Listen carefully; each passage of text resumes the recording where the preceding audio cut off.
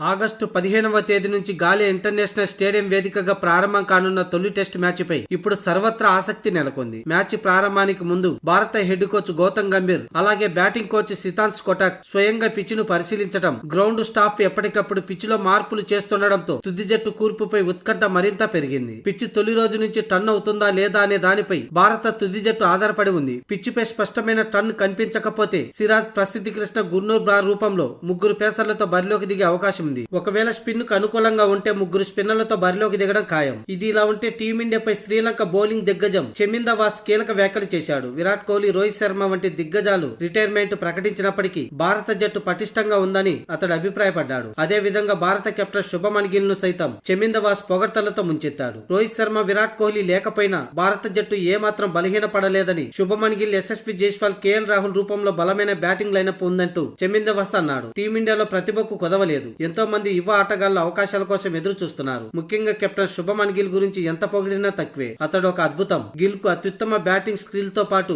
మంచి నాయకత్వ లక్షణాలు ఉన్నాయని, ఎంతటి ఒత్తిడిలోనైనా సరే చాలా ప్రశాంతంగా ఉంటాడు. టెస్ట్ క్రికెట్ లో ఖచ్చితంగా ఒక లెజెండ్ అవుతాడు. గాలేలో జరగనున్న తొలి టెస్టులో మా జట్టుకు ఖచ్చితంగా అతడి నుంచి పెద్ద ముప్పు పొంచి ఉందని, శుభమన్ గిల్ క్రీజ్ లో సెట్ అయ్యాక అవుట్ చేయడం చాలా కష్టం. మా బౌలర్లు అతన్ని ఎలా అడ్డుకుంటారో చూడాలని చెమింద వాస్ ఓ ఇంటర్వ్యూలో పేర్కొన్నాడు.